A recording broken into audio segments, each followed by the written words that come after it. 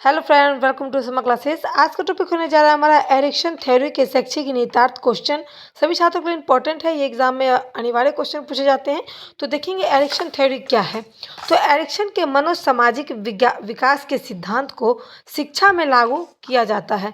इस सिद्धांत के मुताबिक हर व्यक्ति को बचपन से लेकर वृद्धावस्था तक 8 चरणों में गुजारना होता है। इन चरणों में से हर चरण में एक संघर्ष होता है जिसे पार करना पड़ता है। इस सिद्धांत के आधार पर शिक्षक बच्चों को ज़रूरतों को समझाकर आयु उपयुक्त पाठ्यक्रम बना सकते हैं और कक्षा प्रबंधन की रणनीति बना सकते हैं। यानी कि ऐसा कहा जा रहा है कि एरिक्सन थ्योरी जो है वो मनोसामाजिक, यानी कि हमारे मन के जो सामाजिक है उसका विकास है, और शिक्षा जो लागू किया गया वो उन सब के मुताबिक से बचपन से लेकर वृद्ध आश्रम, जो वृद्ध लोग होते हैं उन तक के जितने भी हैं उसमें 8 चरण होते हैं, और प्रत्येक चरण में एक संघर्ष होता है, लोगों को पार करना पड़ता है।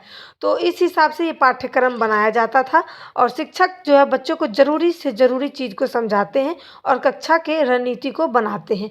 उसके बाद आता है एरिक्सन के सिद्धांत के मुताबिक हर चरण में एक प्रमुख मुद्दा होता है। यानी कि ये कहा गया है कि शिक्षा में हर एक चरण में, यानी कि 8 चरण है, उसमें एक एक प्रमुख क्वेश्चन होता है जिसको जो है पार करना होता है, समझना होता है। हर चरण में विकास संबंधित रुकावटों को किसी भी बिंदु पर हल किया जा सकता है। यानी कि ऐसा कहा है कि जो भी होता है मुद्दा वो रुकावट की होती है, लेकिन उसको हल किया जाता है। उसको समस्या का समाधान करना ही संघर्ष कहलाता है, यानी कि उसको पार करना ही संघर्ष है। किसी ने पहले के मुद्दे से कैसे निपटा है, यह निर्धारित करता है कि वह बाद में मुद्दे को कैसे हल करेंगे। यानी कि देखेगा कि पहले किसने कैसे निपटाया, फिर वो कैसे निपटाएगा, वो समस्या का समाधान ढूंढेंगे।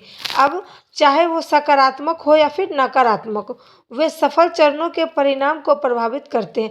यानी कि वो सही हो या फिर गलत, लेकिन उनको किसी भी तरीके से उस संघर्ष से निकलना है, उस समस्या से बाहर आना है और प्रभावित परिणाम जो है वो देना है। एरिक्सन के सिद्धांत के मुताबिक बच्चे को स्वतंत्र रूप से अन्वेषण और सीखने के लिए प्रोत्साहित करना चाहिए। यानी कि एरिक्सन का कहना है कि बच्चों में स्वतंत्र रूप से, स्वतंत्र मतलब आज़ादी, और प्रोत्साहन, सीखने की उत्साह होनी चाहिए। बच्चों में कोई दबाव नहीं होना चाहिए, उनके इच्छा के अनुसार चीज़ों को सिखाया जाए। एरिक्सन का मानना है कि बच्चों में आत्मविश्वास की बढ़ावा होगा। अगर वो कोई चीज़ को देख रहे हैं, खुद से कर रहे हैं, खुद से कोई चीज़ सीख रहे हैं, तो उनमें आत्मविश्वास जगेगा, उनको प्रोत्साहन मिलेगा, कोई काम करने के लिए जो होती है उत्सुकता अंदर वो मिलेगी, और क्षमता की जो भावना है, यानी कि क्षमता का विकास होगा। और अंदर की जो भावनाएं हैं, जैसे कि भावनाएं कई तरीके, डर लगना, नहीं लगना, तो ये सारी चीज़ों का भी विकास होगा। पहला है प्रत्येक विकास चरण के महत्व, यानी कि कितने सारे चरण हैं, जैसे कि 8 चरण है, उनके विकास के बारे में बताया गया है कि प्रत्येक चरण में शिक्षा में इसे समझने के लिए बच्चों के मानसिक और सामाजिक विकास को बेहतर तरीके से दिशा दी जाती है। यानी कि प्रत्येक विकास चरण, यानी कि 8 चरण है, जिसमें से बच्चे को शिक्षा को अच्छे से समझने के लिए मानसिक, सामाजिक, ये सारी जो है चीज़ें हैं उसको विकास करने के लिए बेहतर ढंग से दिशा दिखाई जाती है। यानी कि रास्ता दिखाया जाता है कि बच्चे कैसे मानसिक रूप से अच्छे बनेंगे, सामाजिक रूप से विकास कर सकते हैं।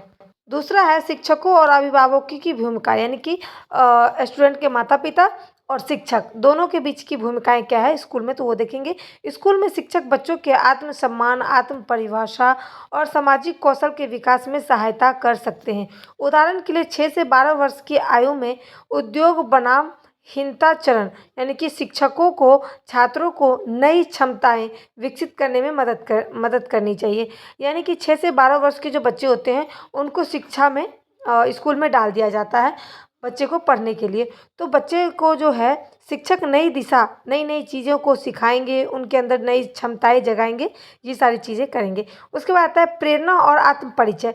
तो किशोरावस्था में शिक्षक और मार्गदर्शन का विशेष महत्व होता है। शिक्षा का और मार्गदर्शन का बहुत ही अनिवार्य महत्व होता है, क्योंकि इस उम्र में छात्र अपनी पहचान विकसित करते हैं। इस उम्र में ही जो है विद्यार्थी वो अपना पहचान बनाते हैं, अपना कई सारी चीज़ें का निर्माण करते हैं। वो किस आचरण के विद्यार्थी हैं वो अपना पहचान बनाते हैं। उसके बाद है सकारात्मक सामाजिक संपर्क। एरिक्सन का सिद्धांत बताता है कि सकारात्मक सामाजिक अनुभव शिक्षा को अधिक प्रभावी बना सकते हैं, जिसमें छात्र आत्मविश्वास और बेहतर समाज कौशल विकसित कर सकते हैं।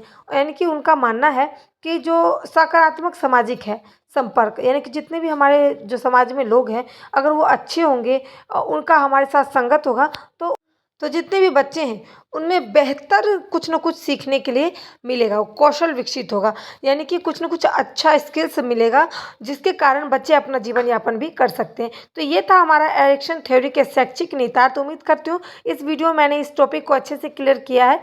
अगर क्वेश्चन हो तो कमेंट करें। वीडियो पसंद आए तो like share support. Thanks for watching my video.